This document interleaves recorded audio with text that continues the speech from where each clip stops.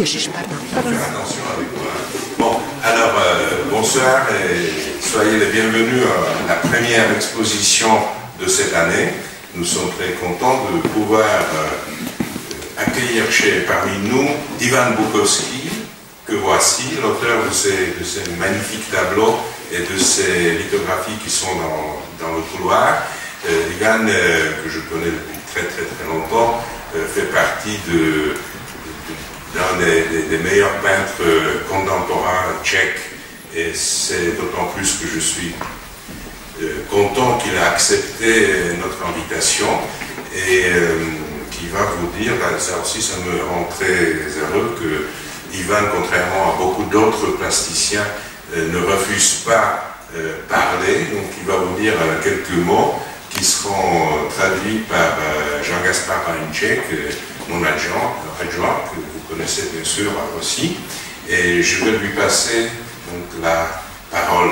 Et puis je vous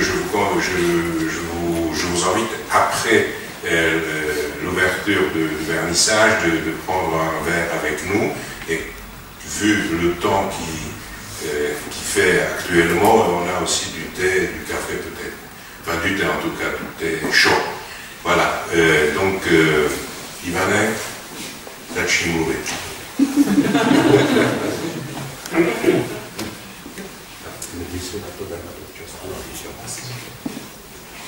Jsem sice trochu zaskočen, ale protože jsem člověkem, který necouvá před vážnými výzvami, necouvnu ani před touto.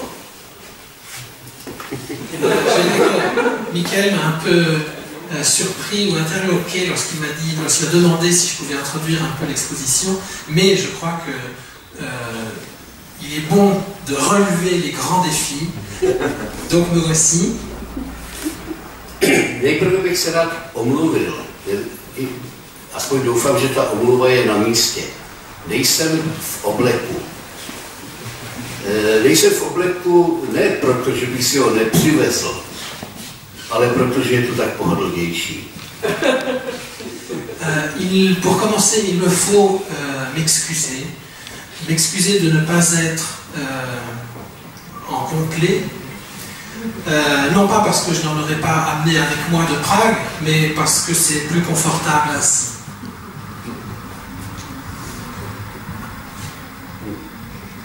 Jinak nevím, co hlubokomyslného bych pronesl, ale možná k tomu budu vyprovokován, pokud budete mít nějaké eventuální dotazy. Il est difficile pour moi, comme ça, de but en blanc, de vous dire des choses profondes, mais peut-être que ces idées profondes seront suscitées par vos éventuelles questions, si certains d'entre vous souhaitent m'aborder de façon informelle, individuelle, au cours du vernissage. Jenom ještě bych chtěl říct jednu věc. Já nejsem v Paříži poprvé, ale poprvé je zde se mnou moje manželka a já mohu litovat jenom jedné věci, že jsme tady nemohli být mnohem dříve, dokud byla ještě mladá a krásná, protože to by do Paříže patřilo. Teď už je jenom krásná.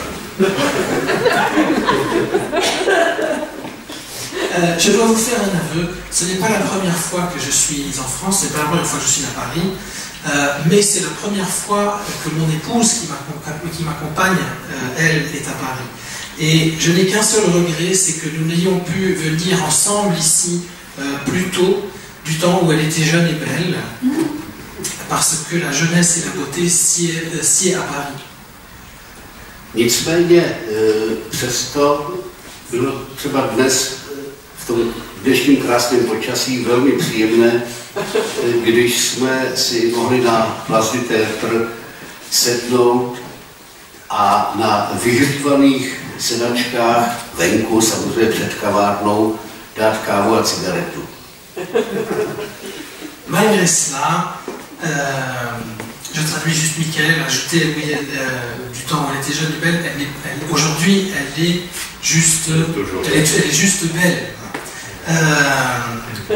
Néanmoins, en cette belle journée, dans cette journée où il faisait un temps si beau, nous avons eu le plaisir de nous asseoir à la place du tertre sur des sièges chauffés et d'y prendre une cigarette et un café. No a to je asi tak všechno, co jsem se mohl vydat ven sám od sebe ze svého ducha a teď tě budete muset pomoci. Et je crois que c'est à peu près tout ce que je suis en mesure de faire jaillir de mon esprit de façon spontanée, à voir ce qui en jaillit, ce que vous pourrez en faire jaillir par la suite. Je vais peut-être commencer juste deux questions. La première question, c'est autour des sujets de tes tableaux. Si tu peux nous approcher un tout petit peu quel est le contenu de tes tableaux, et plus particulièrement celui devant lequel nous nous trouvons. Je sais pourquoi je pose cette question. Et la deuxième question, c'est si tu pouvais nous raconter un tout petit peu, mais vraiment sans faire une conférence, quelle est la technique que tu utilises, si ce n'est pas un secret de fabrication. Doufám, že jsem té otázce dobře porozuměl. Těm dvěma otázkám. První byla otázka na řekněme tematické zaměření těch obrazů. No, tak to je dobrý, že si můžu rozmyslet.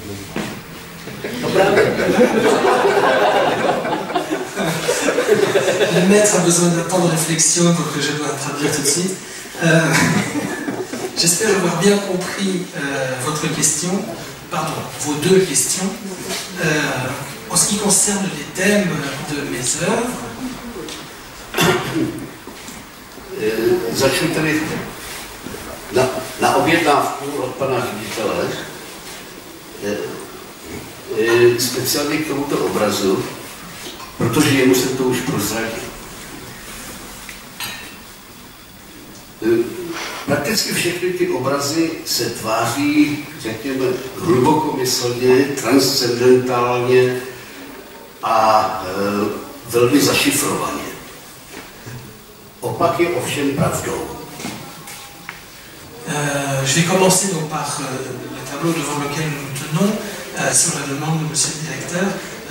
De façon générale, on me dit souvent que mes tableaux ont l'apparence de véhiculer quelque chose d'assez profond, de transcendantal, avec des sens cachés. Ce n'est pas du tout le cas.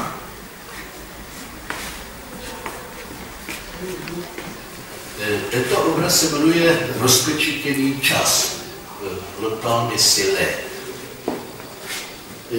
Celé tajemství toho názvu, který, jak říkám, se tváří intelektuálně, spočívá v tomto detailu.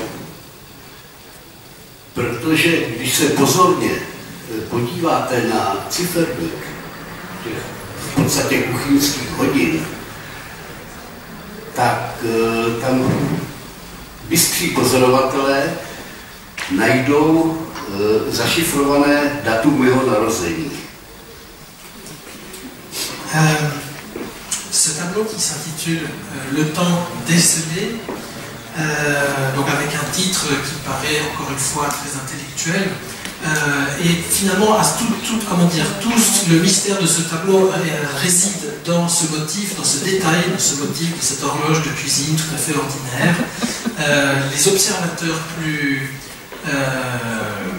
alertes pourront remarquer dans les détails de cette horloge que s'y trouve cachée ma date de naissance.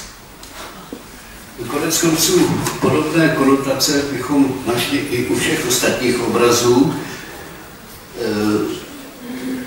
ale řekněme, jakési tajemství spočívá v tom, že od mládí mám rád mytologii jako takovou.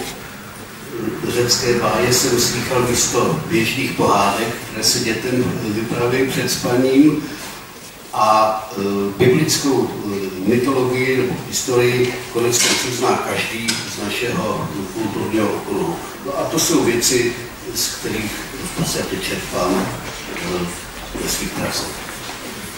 On pourrait trouver des connotations de ce genre un peu dans toutes mes œuvres, mais bien sûr, vous l'avez remarqué, de façon générale, les œuvres sont souvent ancrées d'une part dans la mythologie.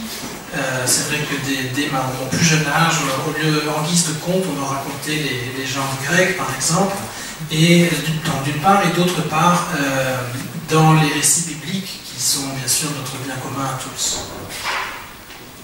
To je případ, dejme tomu, tamhle toho obrazu, který se jmenuje Dcera Kéfilova, a Fille de Kéfils.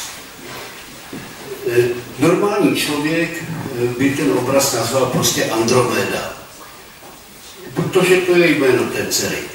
Ale ne tak já, musí to prostě vypadat intelektuálně a tak je tady odkaz na to, že vím, jak se jmenoval tatínek té holky. Je vais vous donner un exemple, c'est donc le tableau que vous voyez sur la paroi en face, à la gauche, qui s'intitule La fille de Céphée. Je crois que, encore une fois, donc un titre qui fait très intello, puisque tout artiste pensant de façon normale aurait intitulé ce tableau Andromède. Ce n'est pas mon cas, il faut bien sûr que je montre que je sais comment s'appelait le papa de cette fille. Nebo tady taky, proč by se to mělo jmenovat vzývání Otona, Culte d'Aton. No, v podstatě bychom mohli říct, abyste byli trošku uvedli do toho, že se mi tam kompozičně hodil tady tenhle ten žlutý terč. A protože evokuje slunce v temnotách kosmu, a slunce, jak víte, bylo hlavním předmětem Atonova kultu, což byl v podstatě první pokus o monoteismus v lidské historii, tak ta konotace k naší kultuře je tady celkem zřejmá. Au sujet de du tableau que vous voyez ici sur la gauche, qui s'intitule Le culte d'Aton, je crois que le titre découle tout simplement d'une nécessité de composition. Dans la composition de ce tableau, ce cercle jaune m'est apparu comme un motif important, un motif fort, et c'est parallèlement, ou après coup, ou parallèlement, qui m'est apparu comme un soleil, et le soleil qui brille dans les ténèbres du cosmos. Vous le savez, bien sûr, le culte d'Aton était lié au culte du soleil, et ce culte était l'une des premières tentatives de monothéisme dans notre histoire. Konec konců takhle bychom mohli demaskovat všechny obrazy, ale já myslím, že toho bylo už řečeno dost. Nous pourrions continuer ainsi à démasquer tous les autres tableaux, mais je crois que je vais m'arrêter là pour l'instant. Merci beaucoup, Ivan, pour ces éclaircissements. Et je vous invite donc de boire quelques gouttes de bière tchèque ou éventuellement du thé chinois. Et je vous invite aussi demain soir au deuxième concert de jazz dans notre fabuleux Paris Prague Jazz Club. Demain, et oui, voilà, on va fêter 15 ans de la création de ce club. Et bon, je ne peux pas vous dire plus, puisque il y a plein de petits secrets que vous allez découvrir si vous venez demain soir. Allez, merci beaucoup d'être venu et bravo, Ivan.